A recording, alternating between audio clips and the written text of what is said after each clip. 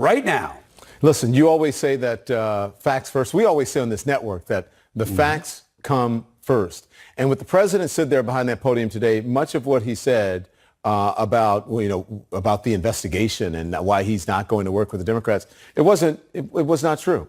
So we're going to give you some of the facts first right now, all right? So I just so happens that you were talking here. You got your own billboard. Yeah, I got my own thing here. And listen, it's true. Here's the deal. He said it was $35 to $45 million. Don't know where he got those numbers. Maybe it'll wind up being that. $25 million spent so far. It's not clear where the president got those numbers from. What he didn't say, Chris, 7 people have pleaded guilty, right? Including Michael Flynn and Michael Cohen. 1 person was convicted, Paul Manafort. That was at trial. That was his campaign chairman.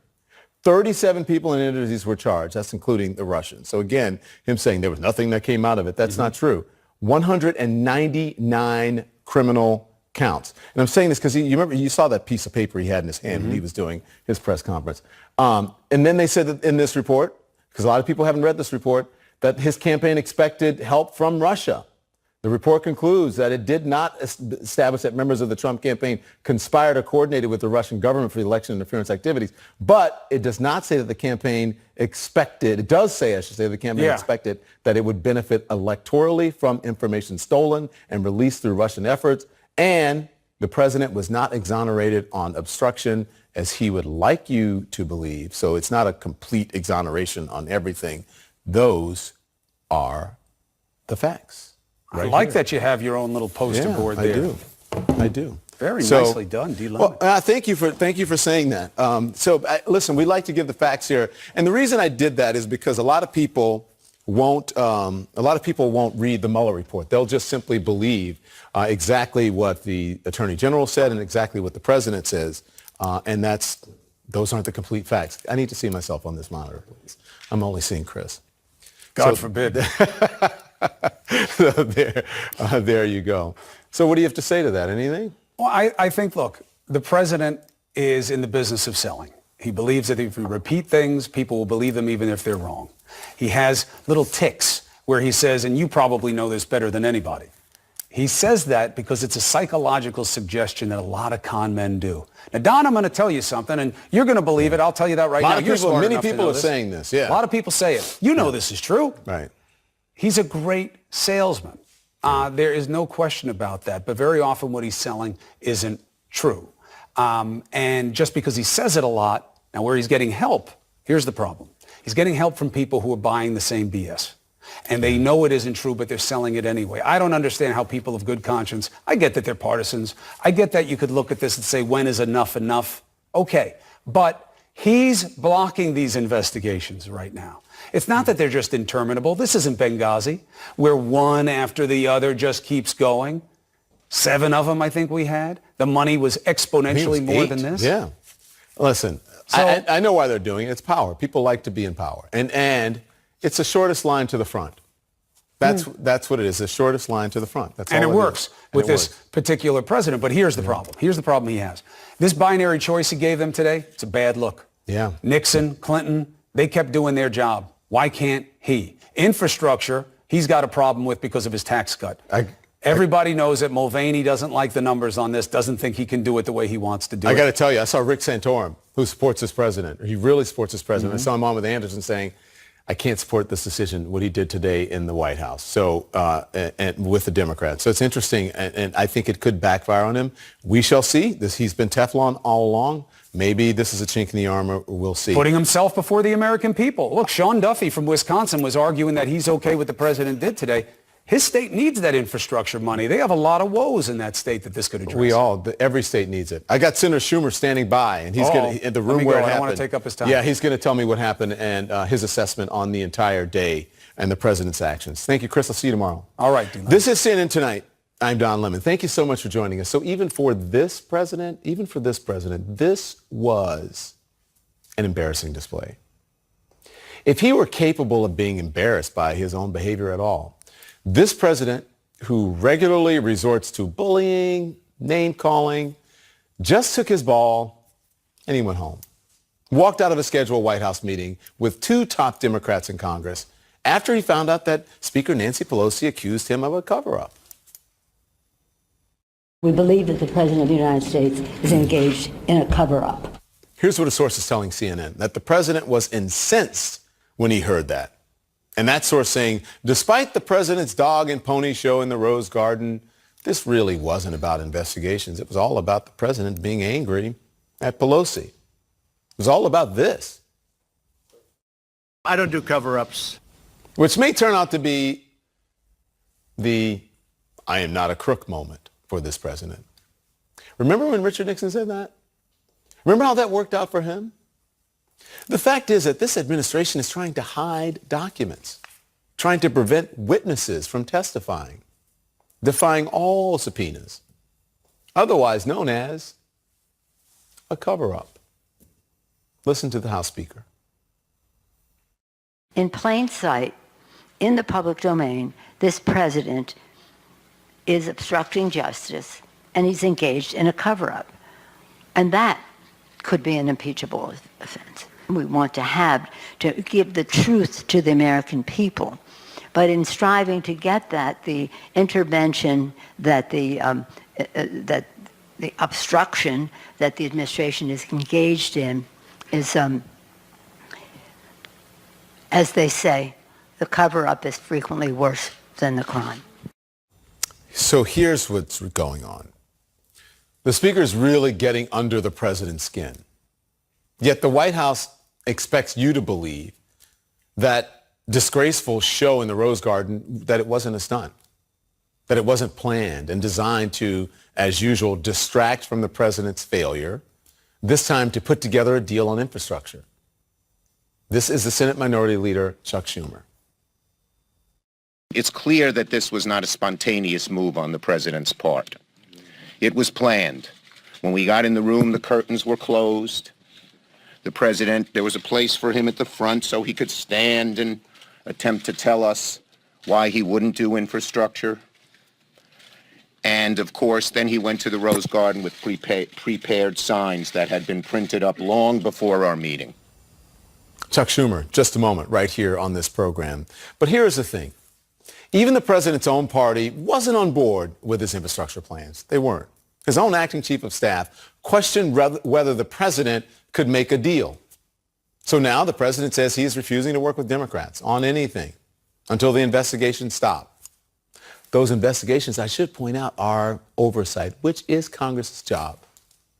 But the man who's supposed to be the leader of the free world threw a temper tantrum and refused to work with Democratic leaders, which is his job. Walk and chew gum at the same time. Other administrations have done it. Bill Clinton certainly did it. He made deals with Republicans while he was being investigated and impeached. George W. Bush made deals with Nancy Pelosi and Democrats while his administration was being investigated. Barack Obama made deals with Republicans in the midst of investigation after investigation. You guys forget those years, right? Did you forget all the Benghazi investigations? All the Fast and Furious investigations? Yeah, I'm going to make him a one-term president on day one. Do you guys forget? Short memories. I remember it. But this president threw a temper tantrum.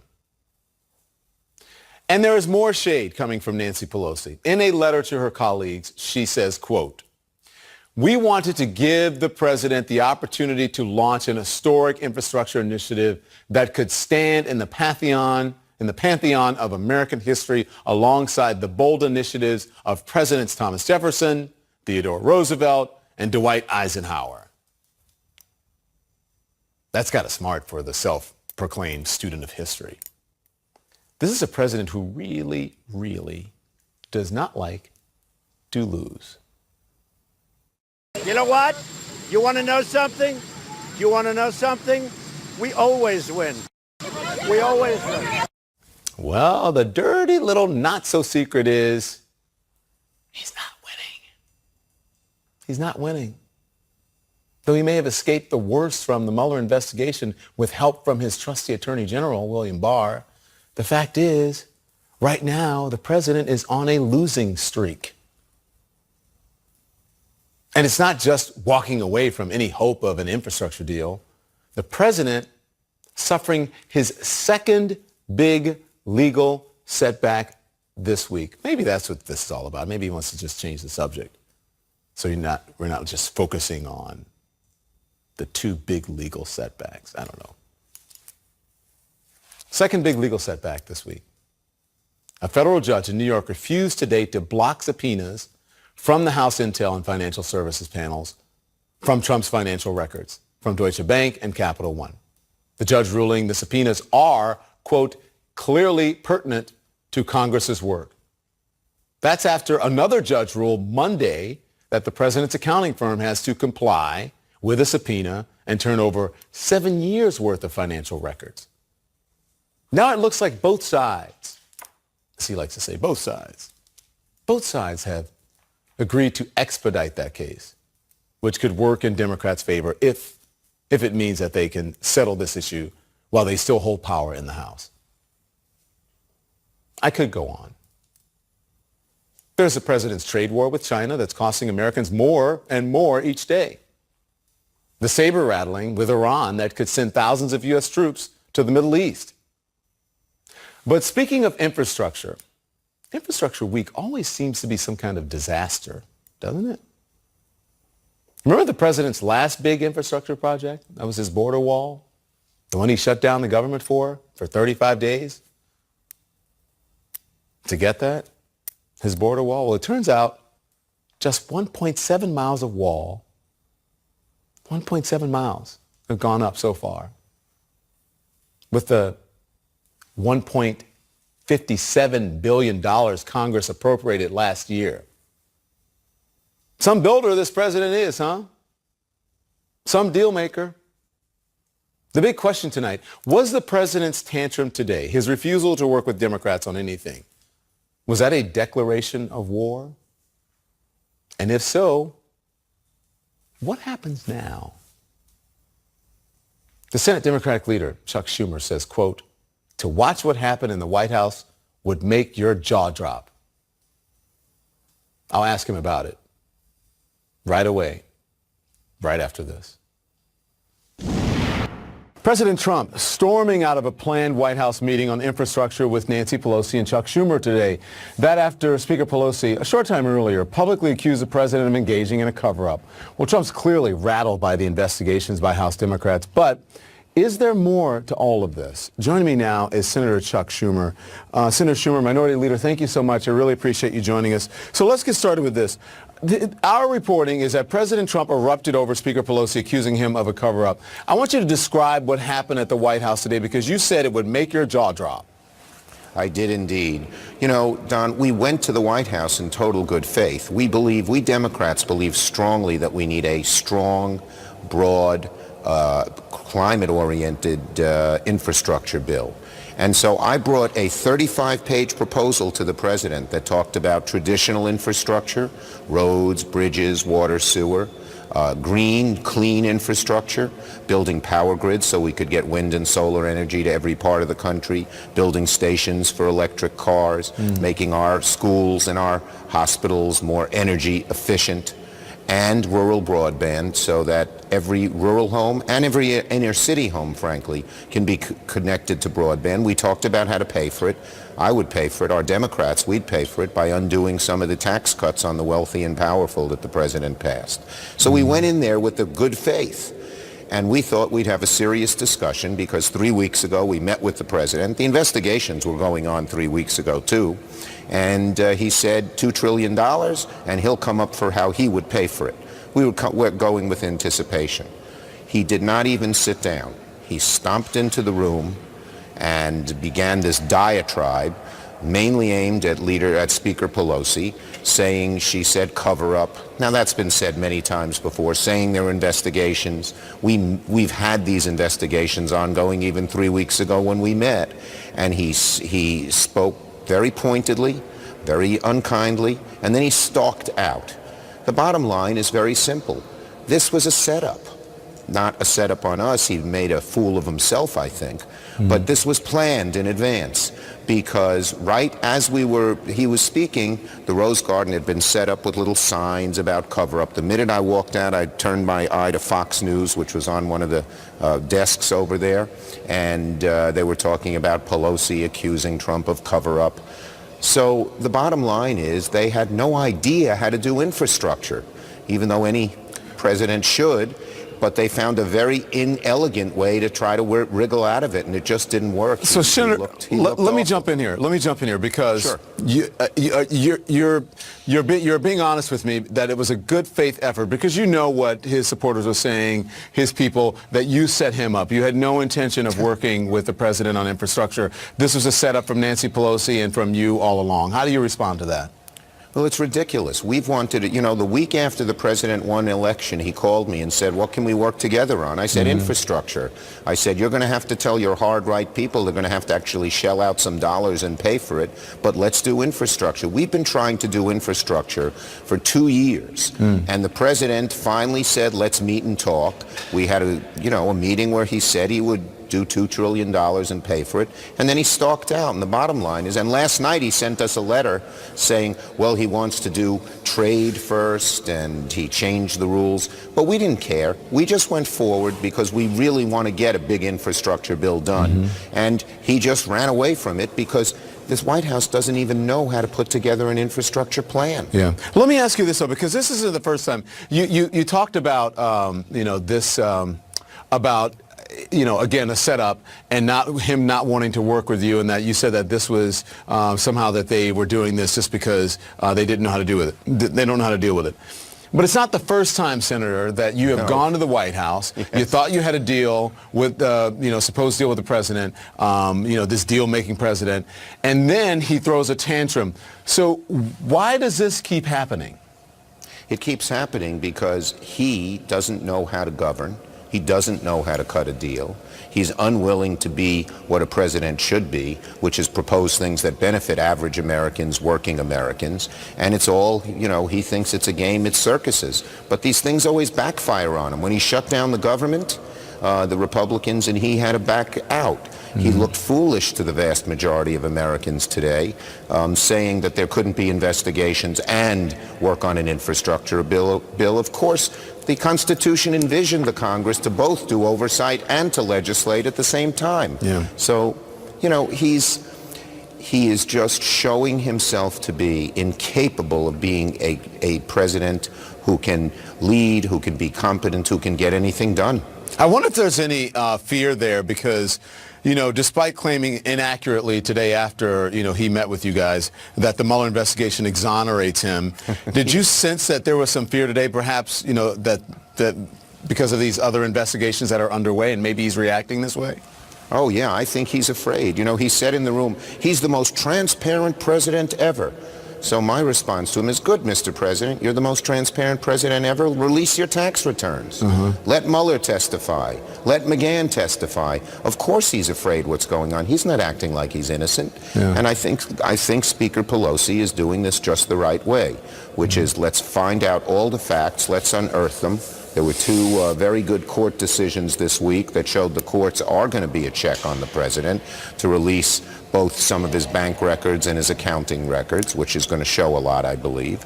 And we'll just keep pursuing this and getting all the facts out and then making a decision where to go after that. Do you agree that he's obstructing justice now and not just in the Mueller report? Look, he is certainly not allowing anything to get out and come forward. The legal definition of obstruction of justice is a little bit arcane, but he's certainly trying to, what Speaker Pelosi said, he's certainly trying to prevent facts from coming out in every way, is clear as a bell. Impeachment, Senator, is a non-starter in the Senate, but is this a good enough reason for Democrats to take a pass on impeachment proceedings? I think, again, Leader Pelosi is doing it the right way. Let's try to unearth as much information as we can to convince as many of the American people as we can how poorly this president is performing in protecting America, in respecting rule of law, in obeying the basic rules that have governed this country for hundreds of years. And once all those facts come out, both the American people and the House, and then who knows, maybe even the Senate will make decisions. So where do we go from here? Because listen, Susan Collins said she thought that this threat was just for infrastructure. I don't know if you agree with that, but is there any chance to work with this president at all? Look, we'll keep trying because we have an obligation in terms of our jobs, in terms of the American people who need desperately to have better infrastructure. The 10 million jobs that would be created by our plan, good paying jobs, would really elevate the lives of people. So we'll try to keep at it with the president or without him. What do you tell the folks who are sitting at home wondering, quite honestly, what the hell is going on? And they're worried. Well, they should be worried. I'm worried too. We have never had a president like this. Obviously, the 2020 elections will determine a whole lot. But until then, we cannot be apathetic. We cannot throw up our hands in either disgust or just giving up. We have to keep doing our job, which we're trying to do, and holding the president accountable. And I think we're doing a good job of each, and I think that's why he threw his temper tantrum, because he's so frustrated by what happened. You say you're doing a good job of each, but every time there's a subpoena, they defy it. He says he's not, and the folks don't show up. Nothing seems to be sticking in the sense that they're not following the rule of law. So how does any of that give Americans, why should Americans have any confidence in it? Well, this week, 2 courts said that certain information that the president wanted to cover up should be made public. And there are going to be many more court cases. The process of democracy, the rule of law, a balance of powers takes a little while, but I have faith if we keep at it and don't give up and keep pursuing it in a strong, unafraid way, the facts will come out and the American people will make their judgments one way or the other. Senator Schumer, we certainly appreciate your time. Thank you so much. It's good to be here, Don. Hope to see you again soon. Absolutely. So did the president have his own I am not a crook moment today? I don't do cover-ups. John Dean weighs in next. President lashing out today after Speaker Nancy Pelosi accused him of engaging in a cover-up. He stormed out of his meeting with Democratic leaders. Then he went on a rant in the Rose Garden. Here's what he said. Instead of walking in happily into a meeting, I walk in to look at people that had just said that I was doing a cover-up. I don't do cover-ups. Let's bring in John Dean and Max Boot. Max is the author of The Corrosion of Conservatism, Why I Left the Right. Gentlemen, good evening. So, John, you just heard the president today. I know you heard this back. It was November 1973. And in all of my years of public life, I have never obstructed justice. And I think, too, that I can say that in my years of public life, that I welcome this kind of examination, because people have got to know whether or not their president is a crook. Well, I'm not a crook.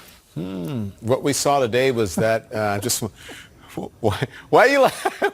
Why are you laughing, Max? I was going to go to John, but why are you laughing? No, I mean, it's just such an iconic moment. All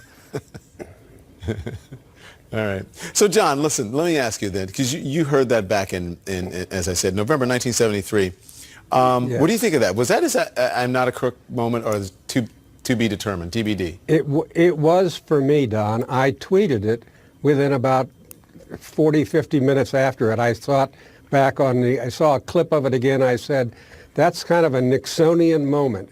But it's not a Nixonian style, because Nixon would never do what Trump is doing, is saying, I won't work with the Congress. He actually tried to work with Congress. He continued to legislate, a lot of foreign travel, but he continued to be president when he was under investigation. But I thought I couldn't help but tweet that they were equal remarks. Listen, despite what, the Attorney General has said and the summary of the Mueller report, when you actually read the report, it says something different. And if we go back to Nixon, he resigned less than a year after he said, I'm not a crook. I'm just wondering if the Trump presidency, John, is on similar shaky ground. Well, it's hard to tell. At this moment, the Congress is really in the early stages of investigation. There's a lot of pressure on the Congress to start impeachment proceedings. I think Speaker Pelosi is very smart and savvy the way she's playing it. They're getting court rulings are falling their way. Those are going to be appealed. The process is going to take a while. The public is not educated yet like they were during Watergate. So I think the pace is just right. And I think you give him time, as Nixon had time, and he'll hang himself with his own rope. Yeah. Max, let's bring you in now for a longer answer. What did you think when you heard the president say, "I don't do cover-ups"? Are those the words of an embattled president? Well, for sure. I mean, I think John is right to draw the analogy, and you're right to draw the analogy to the "I am not a crook" moment. I mean, my immediate thought was, man, this guy is coming unglued, except my next thought, of course, was he was never really glued in the first place. But, you know, even by Trump standards, he seemed to be pretty unhinged today, and you kind of have to wonder why.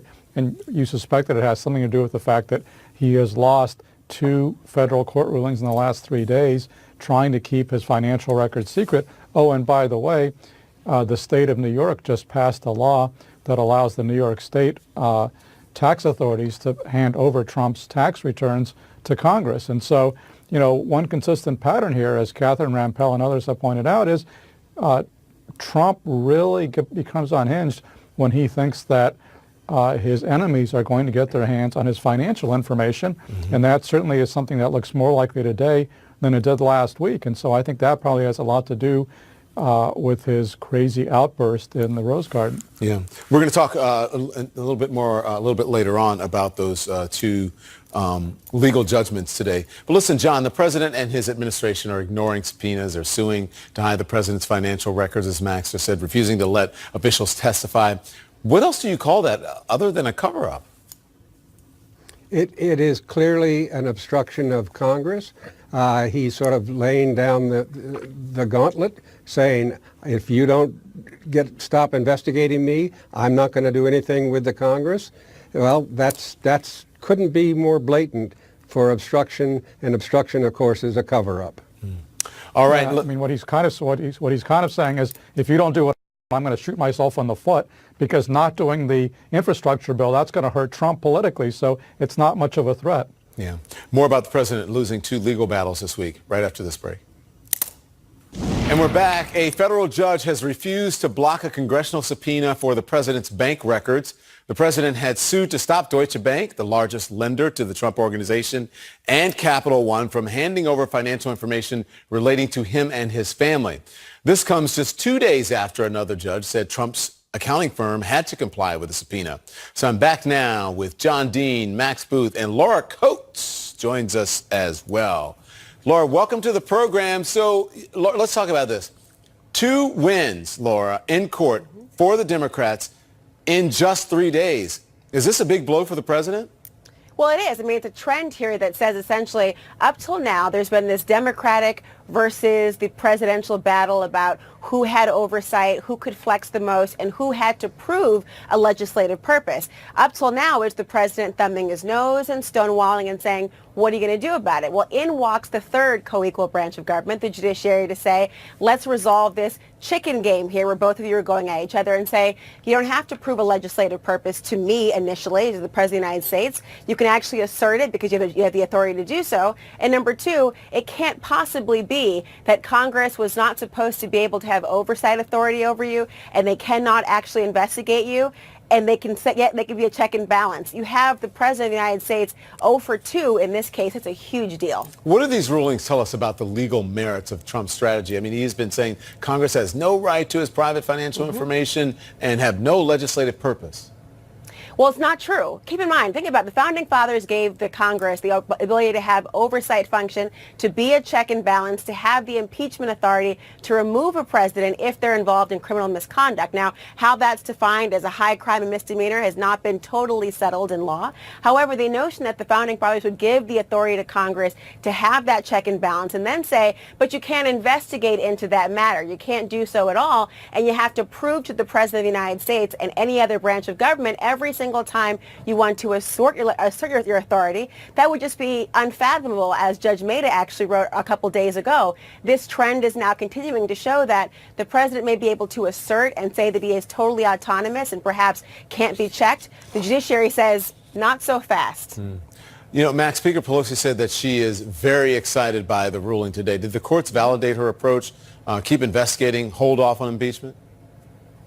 Yeah, I think so. I think it takes a little pressure off to immediately launch into impeachment proceedings, because this is showing that what Speaker Pelosi is trying to do has a chance to work, which is to hold these hearings, to subpoena documents, to subpoena witnesses, to put the case before the American public so people can really see the full extent of the criminality in the Trump administration without necessarily proceeding to an impeachment vote. Now, obviously, this is not the end of the story, because these are only district courts that have ruled. The Trump administration and Trump's lawyers are going to appeal this to higher level courts, and we will see now whether the Republican strategy over many years of stacking the appeals court and the Supreme Court with very ideological conservatives, whether that's going to pay off for them here, or whether these Republican appointees to these higher courts will show independence from Trump and will rule based on the merits of the case, or whether they'll be enthralled to this unitary executive theory that Bill Barr is such a proponent of. I think that test remains to be seen, but certainly, and this is not by any means complete, but I think certainly what we've seen in the fact that you've had these rulings and you've had them very quickly, I think shows that it will be possible, or more likely, that the Congress can actually force documents and witnesses out of this administration. So John Dean, a lawyer for the Trump Organization, responded to the Deutsche Bank ruling today, saying they will, this is a quote, fight on. But it appears that these cases are moving fairly quickly. How quickly does this end up at the Supreme Court, you think? Well, it could move very fast. Judge Maida, the D.C. judge in the first ruling, wrote a very well-crafted decision. He relies almost exclusively on Supreme Court rulings. So he's anticipating it would go that far. And I could say it would probably get there in as quickly as 3 months, maybe even faster. I think the Court of Appeals that it'll go to are all geared for it. It's when presidents are involved, they tend to move fast. That's not what the president wants to have happen, but it's the nature of the process. Yeah. After the courts ruled in favor of Democrats and said that Trump's accounting firm had to turn over financial records, today Congress and Trump's lawyers reached a deal to stay the subpoena, I should say. So why would Congress agree to that? What's this about, Laura? Well, it could be that they're getting something for that. It's the benefit of the bargain. Oftentimes, when you're a prosecutor, you make a deal, a plea bargain with people, and it has to hurt you a little bit, and it has to hurt the other person a little bit in order if you actually move forward. Perhaps there's something they're actually getting in return for staying the subpoena, maybe additional cooperation. They have that old saying of you attract more bees with honey than vinegar, or flies, perhaps the phrase is. You think about maybe that's what's going on here right now. But I suspect it's more about the idea of there is an underlying legal issue here where they do not want this to drag out. One of the things we've learned from past presidential subpoenas and issues, including Operation Fast and Furious and the case involving Harriet Mier and President George Bush, was the idea that these can tend, although they may reach the courts quickly, it can tend to languish and drag on into successive administrations. They may be saying, listen, if we want to have a court battle, it may be lengthier than we actually want. If we're going to be cooperative and voluntary, we may both win and streamline the process, even go to a judge with the ruling that we both want, as opposed to having them split a baby we never wanted. Yeah. John, you said it could get to the Supreme Court within 5 months, maybe sooner. There are 2 Trump appointees on the Supreme Court, a 5-4 conservative majority. If this case goes all the way to the Supreme Court and the Supreme Court reverses these decisions that have gone against the president, how would that impact the court's reputation? Don, it would be so unprecedented for them to rule to somehow block these committees from issuing subpoenas. It would change the whole dynamics of government. I can't believe, even with the 2 new members, that John Roberts, who wants to be remembered in history as a good justice and a good Chief Justice, would ever buy into that. The precedents are they're overwhelming, Don, that Congress has this power. And this is just a stalling tactic. The district courts saw it for that. I think the courts of appeal will see it for that. Maybe the Supreme Court will give him time, but that's what he's bargaining for, but they can't overturn it. John, Max, Laura, thank you for your time.